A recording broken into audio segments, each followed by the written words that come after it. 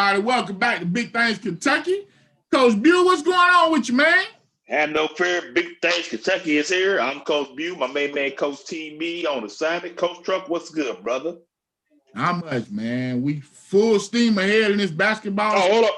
Coach, before we get going, make sure you subscribe, share, like Big Things Kentucky on YouTube. We're on Instagram, Facebook, Twitter. Follow all those pages. Also, holler us back here. We got Big Things Apparel. You see Coach Truck's red shirt in the background. We do it all, baby. We do it all. All right, Coach, I'm ready. Yeah, let's go. Well, Coach, man, we full steam ahead in this basketball season, man. And already we got, when you look at the KHSAA website, you see COVID cancellations. So, Coach, I think we ain't full steam ahead. We just creeping along. It's all. Well, okay.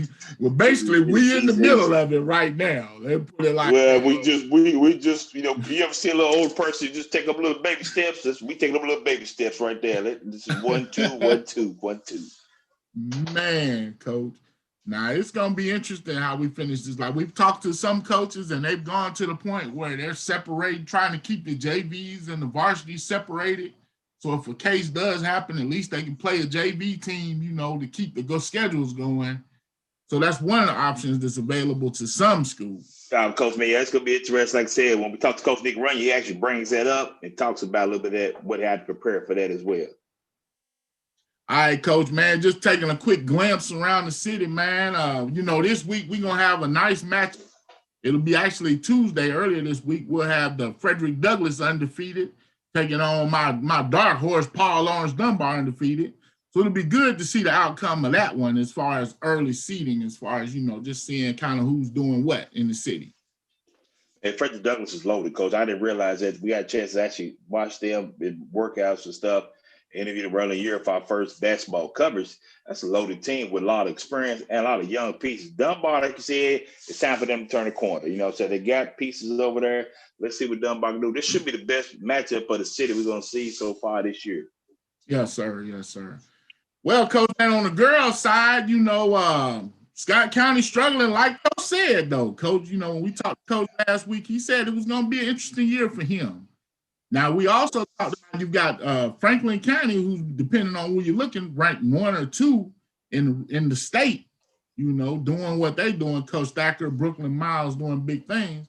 But we got them Paul Lawrence Dunbar Bulldogs, yes, sir, Coach Runyon and my girls doing things, man, coming up strong. We talked to Coach Runyon about this season. How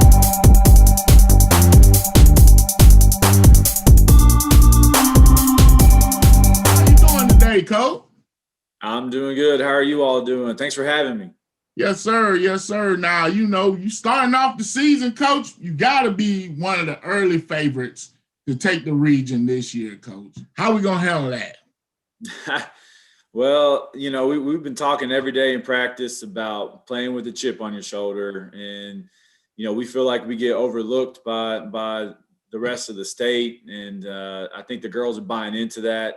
And we've had some really good practices. But we're just taking one game at a time. Every single game this year is a blessing. You don't know if you're playing the next day or who you're playing for that matter. So we're just focusing one game at a time. Tonight we play Douglass, and we're focused on them, not looking ahead, not looking back. And that's kind of the message we've been talking about every single day. All right, the Coach Runyon, man, he had a great year. Yeah, last year 23-9, starting off this year 2-0. The Coach, that young group of girls you had are friendly seniors, and they're leading the way again for you this year. You got at least Coons, who's probably the best player, one of the best players of the state, averaging 21 points, 8 rebounds, and also another senior and Tanya Cecil, averaging 12.2 points a game. Who else are you looking to lean on this year to get you all over the hump? Yeah, I mean, you mentioned, Elise and Tanaya. I mean, we know what we're going to get out of them. We get that same effort and everything from them in practice every day. Another kid, she's a junior, Isaiah Campbell. She is athletic as I've ever seen here. I've been here 11 years in some way, shape, or fashion as an assistant coach or head coach. And she's one of the most athletic girls we've ever seen. She can run the floor. She can shoot. She can defend. She blocks shots. She runs our offense. She typically guards the other team's best player. I mean, she's just a freak of an athlete, long-armed and gets in passing lanes. So she is going to have she's in line for having a breakout year. She kind of broke out a little bit last year. There were times where she was our best player on the court, and then there were games where she kind of disappeared a little bit on us. But this year she has been locked in, and she is ready to go. And we've got some young kids right now that are really stepping up in practice too. I got a girl coming off the bench right now, Quinn Arnold. She was injured last year. She had a weird concussion that messed with her eyesight, so she missed almost all of last year. But she's a junior, but she hasn't really played a lot. But she's another one, long and athletic and fast. So I've got some pieces, but we know what we're going to get out of our first five. And I feel like I'm deeper than I ever have been. I'm looking at, 9 kids, and I got a girl coming off of a minor knee sprain, and we get her back. I think we got 10 kids, and, we're going to be able to play more kids, get more rest, and stay fresh. So we're really excited about, where we're going. Now, in this COVID year, with everything being where it is, you've definitely got to say that it helps to have a very mature team, Coach. How have the girls helped you? I know we've interviewed them a lot of times, been to some of the games in the regions and all that. It seems like the chemistry is there, man. This is a really tight group of girls. Yeah, I feel like I've had a bit of an advantage this year in particular with such a veteran-led squad. I haven't had to do as much teaching in practice. I haven't had to really lean on them about coming prepared. They already know those expectations.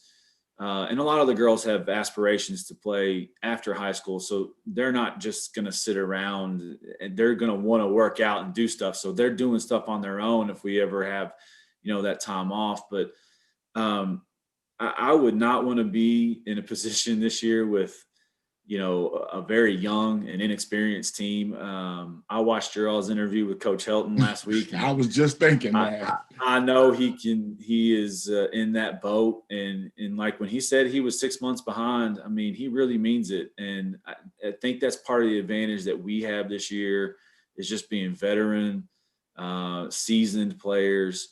And we're not really having to deal with a lot of teaching, and everybody knows our expectations as far as the coaching staff and the players are concerned. So it's really helped us get over the hump. And it felt like, even though we had that shutdown for a little bit from Thanksgiving to Christmas, it really felt like we took us a week to get back into shape or so, but we came back in and never really missed a beat. So that's really been positive. Now, you speak about this senior class. Like I said, you're blessed with 5 seniors. A lot of them played a lot. You got the Deltaria Jackson at point guard, ran point guard for last year for you too.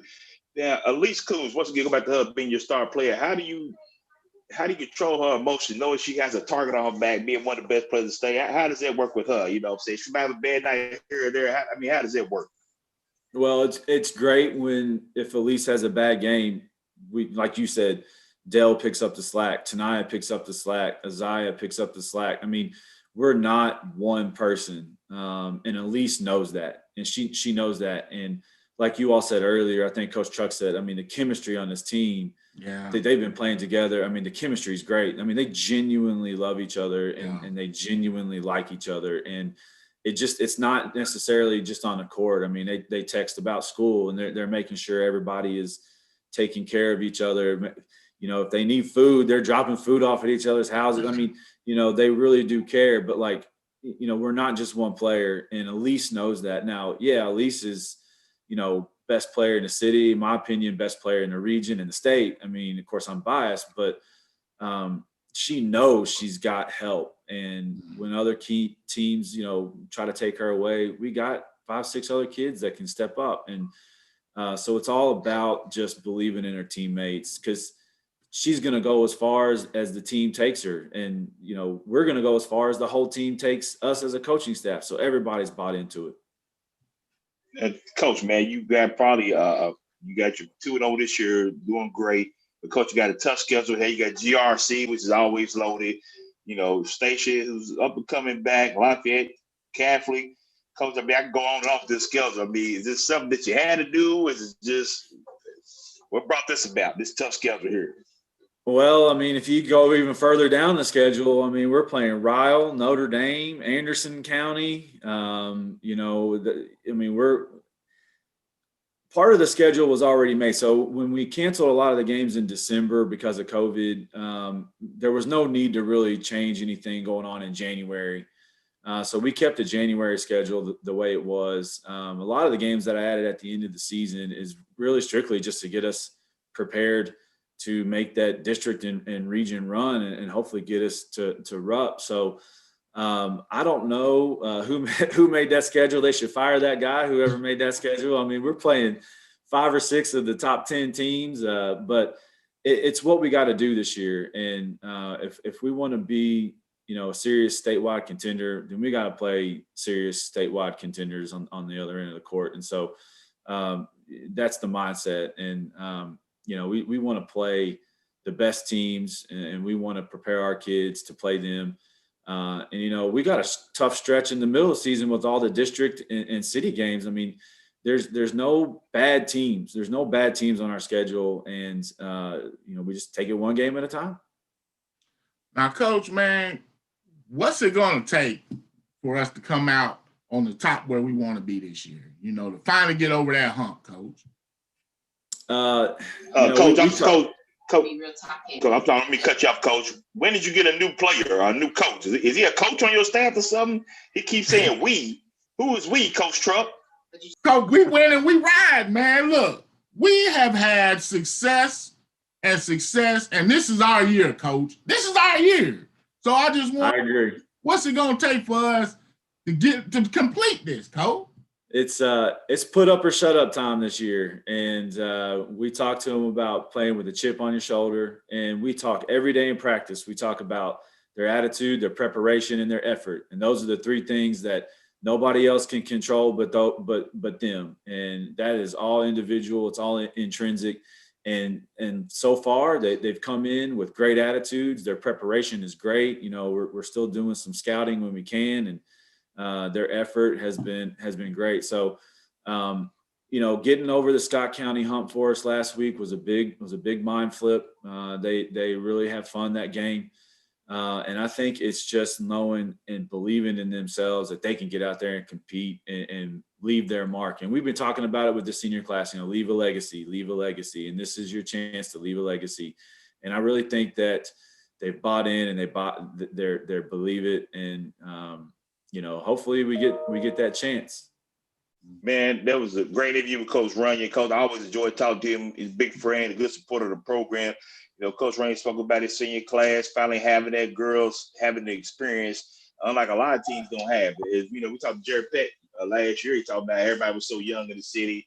Now Dunbar's that older team with 5 seniors. A lot of them play a lot. You got the Jackson young lady starting point guard. You got Tanya Cecily, one of the top scorers for the team. You also got Elise Coombs, the leading scorer, averaging 21 points a game and 8 rebounds. So they are experienced and got some young pieces behind them. All right, Coach, said that we also got a chance on the boys' side to sit down with my guy, Robert Nimbo Hammonds, head coach of Bryan Station. Here's that interview. All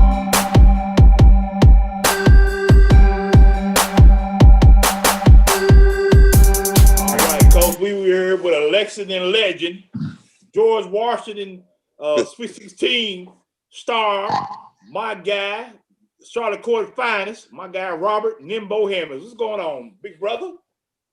Hey, how y'all doing today, man? I'm sorry. I know I'm late today. I had to go actually get my COVID test today. So, I was running late with everything. So please forgive me. Nah, your problem. Wait, Truck. Now, Coach, man, you just said your COVID test. We were checking on the schedules, getting ready for a good week of some good teams.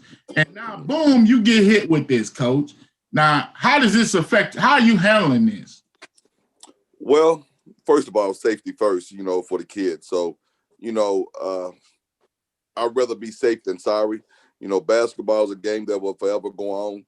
but I don't want to put these kids' life before a basketball game. So I'm okay with everything. Well, I was gonna say, Coach, man, now kind of explain to us what's the process, because we were talking earlier and we were like, man, if you get hit with this, it's about what, 10 days? That's almost 2 weeks. How do you coach through this, Coach? Well, what we've done is this is not the first time we've kind of dealt with it. And I think around October, November, we had one of the kids get sick, but it was outside of basketball, and we shut it down ourselves and just kind of gave it like 2 week span. So we've been very proactive in everything that we do. My ADs and everybody at Brad Station have been really great. So any sign of anything, we don't mind to shut it down, because kids first, even if it's a family member of a player. That's kind of what's happened in the past. We just don't want things to start just getting worse than they can be. No, go ahead. But to answer your question, you said, how do we prepare for it? I got a good staff. I just have my staff reach out to my kids on a regular basis. We had a coaches meeting last night and said, hey, I need each coach to just work with their kids, put plans together what they can do over the next 10 to 12 days to try to just keep some conditioning. And that's what we've always done. So just try to be proactive. Yeah. Now, Coach, man, 12 and 18 last year, still a fairly young team. I was speaking to Jonathan Richmond, one of your assistant coaches. He speaks about your discipline and how you preach education first over basketball. Have you turned some kids away that probably could have helped? But it's about building a better structure in our program. First of all, we appreciate what you do for the kids in our community. Two, man, I mean, what can I say? That says a lot about you. Does that affect you in any way? Well, here's the thing. Somebody did it for me. Every step of the way when I played, everybody always put education first. So in the end, when my end game came, I was able to take, some of those opportunities that came my way because they made me put education first. So why change that recipe? Because I'm coaching basketball. I think I had a great career. I walked away from my career on my own.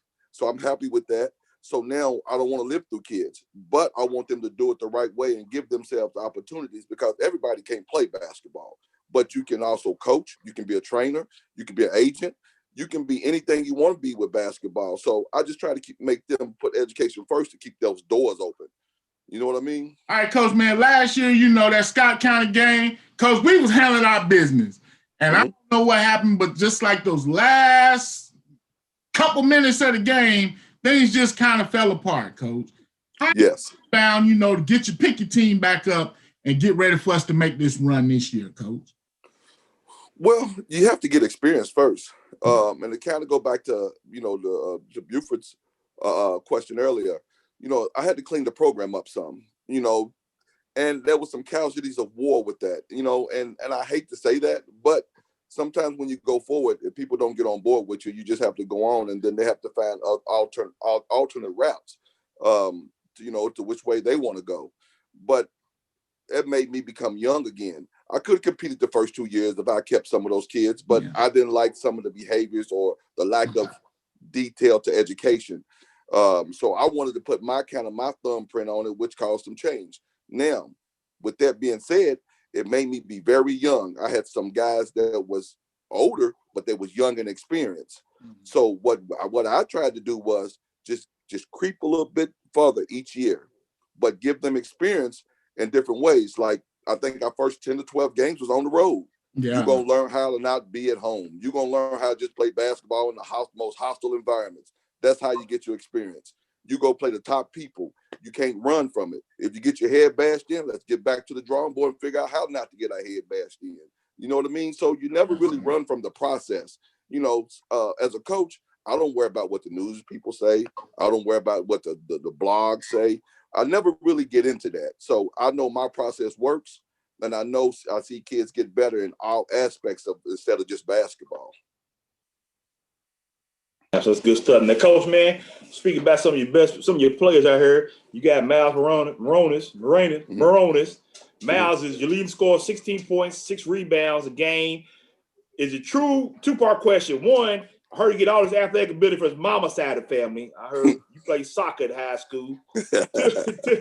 Two, man, how's it been seeing this kid's growth? I remember seeing him And you brought him along early on in his career, even when he was young. You brought him along slowly. You know what I'm saying? It wasn't like I'm not forcing on him. He could pick it up, but he pick it up. To see this kid go from where he was about 5 to 6 to where he is now is got to say a lot about your coaching and you as a parent as well. Well, thank you. I appreciate it. There's two things. Athletically, he probably did get it from his mom. She used to do all the cheerleading and the flipping and the jumping, you know. But I wasn't too bad myself, so I could, you know, play above that rim a little bit. But I give that credit to her. But on the other end, with him, I can't say enough about him. And I'm gonna talk to you as a coach. You know, I've watched him just put work in, day out, every day. Even when the pandemic hit, this young man got up every day, and it was at least 3 times a day he was doing something. He got up and picked up a couple of kids. They would lift, run. Then he would come back and get on the Vertimax here at the house. He did ball handling in the house. It was every day he did something. So that let me know that he really, truly loved the game. And I didn't have to say anything to him. The only thing I did for him was, because he did put that effort in, I bought him a car. And that allowed him to just get to where he wanted to without having to really bother me. And he sought it out. So with that being said, that let me know he was maturing in that aspect of it. And he really, truly loved the process of the game. And you can't take that away. So anybody who ever gives him a chance to play for them after this, they're going to get a hard-working blue-collar guy. Tell us about some of your other team. I mean, you know, you kind of, like you say, you watched them grow. So this is the year, Coach. This is the year where, you know, I think you feel confident. You roll the ball out. We can compete with anybody this year, Coach. I like this team. Yes, I do. I like this team. I think because it's really our team. My staff, this is like the 3rd year. The only thing that I don't like is we've never really had a consistent offseason with them. You know what I mean? So we've had one offseason and they did fairly well, but we really, since then, we haven't. So we've been throwing a curveball through this. But now, with all the rest of the kids, one thing that we've done, I think my coaches, man, they've done a great job of developing. So even though we're young, we really know how to play basketball, and they buy into our process. We don't really feature one guy. Yeah, Miles is probably our most experienced guy because he's been a 4-year starter, but we don't feature one kid. You know, you have to come in there and you have to work to be on that floor. You know, because everybody on the floor at any given time is a threat for us. So we believe in purely developing everybody. It's not going to be it's Brian Station across their chest. It's not Nimbo Hammonds. It's not Miles Moranis. It's not, you know, anybody. It's just Brian Station. So that's how we approach it. Well, first off, I need one of them Northside sweatshirts. I seen Grid Jonathan had one on there. I need one of them sweatshirts. Let me know where I get mine from. Because I'm a defender. This guy next to me is not a defender. He's a bandwagon fan. If you ain't known already, Coach, he's a bandwagon fan. You also led by, you know, seniors. You got Jamaris Lindsay, one of your leading scorers. You got Trenton Grundy, who's I know been with you for a while, and Tamonte Newsom. Any other kids that stand out for you? I'm gonna go for it. I'm gonna give you this. My young bigs. I love my young big boys. They're my puppies. You know, I'm led by my senior guards and everything. All the guys you name, they're gonna be very vital on this journey. You know, we go as they go. But my babies are those big kids. You know, I got a big sophomore in Jaden Biggers, who's coming along well. He still don't really understand his potential yet, but he's going to be a force to be reckoned with. I have a junior, Tarek Mulder. Yes, quarterback. The quarterback came back a lot bigger physically, so that gives us a lot of girth that we haven't really had in the past. That was been our main problem. And then we have another junior, Cedric Poindexter. Now, out of all of those kids, he's probably the least athletic kid, but I think basketball-wise, he has the best IQ. Really, really smart young man. And then I have a senior, Savion Holland, and then Skylar Riley. That little group right there is like our 4 or 5 group, and that's who I think is the heart and soul of our team right now. Even though we got great leadership with our guards, I love that 4 and 5 kind of spot with those guys. Now, you spoke about Miles, man, and somebody give him a chance. Now, you one of them kids that you was kind of fairly highly coming out of high school, end up going to George Washington because, like I said, the big schools are area part back. How do we get our kids seeing and get to them to this next level? Because a lot of talent here in Lexington, I think people sleep on. Well, here's the thing. You got to start putting something in these kids. You know, a lot of these kids, like I'll tell my kids now, I'm probably the hardest guy to play for in the city. And I don't knock that. You know, parent-wise, I'm very stern and strict in my rules at on my team. You know, but if I think more guys did that, or, you know, just held them accountable a little bit more, they wouldn't run from challenges that come their way.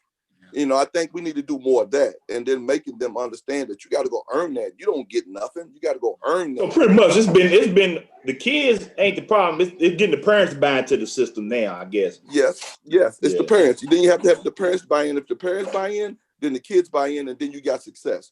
I don't think we've had any problem at Bryan Station. Now, we've had some, like I said in the beginning, to get it rolling, you have to do set for certain guidelines. And, you know, some decisions had to be made, and that was hard decisions. And sometimes I didn't want to make them, but I had to make them. But look at my kids now, the value of education. You know, like we're talking about having conversations about, let's have a GPA of 3.0 or better so I can give you a chance to go to school. You know, those conversations are what I want to be having.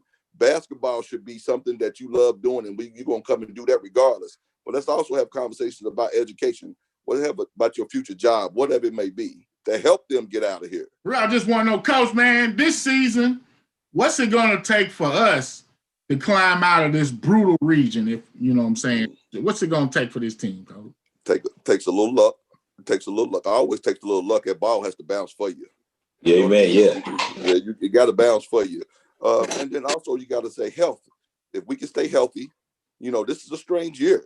So if we can stay healthy, you know, so we can keep some continuity. Because if you keep going in and out, I don't care how good you are, sometimes your chemistry can just go. So health, a little continuity, and then also too, just hard work.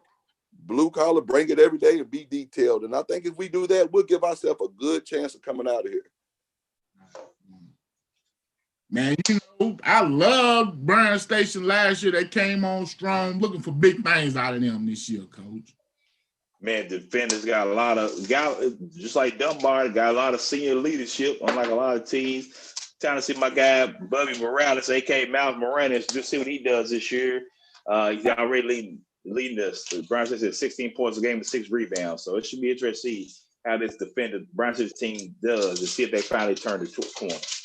Yeah. Right.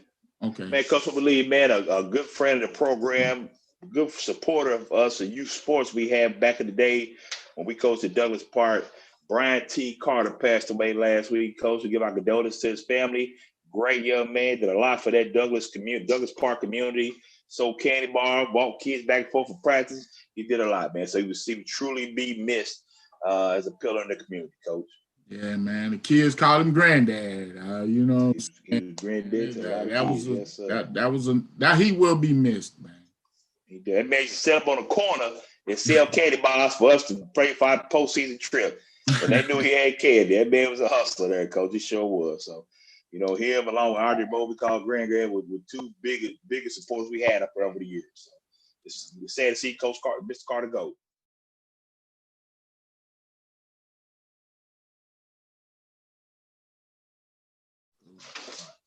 Coach, man, as always, there should be a living donor. I'm Coach Bew, my main man, Coach TB on assignment. Coach. Hey.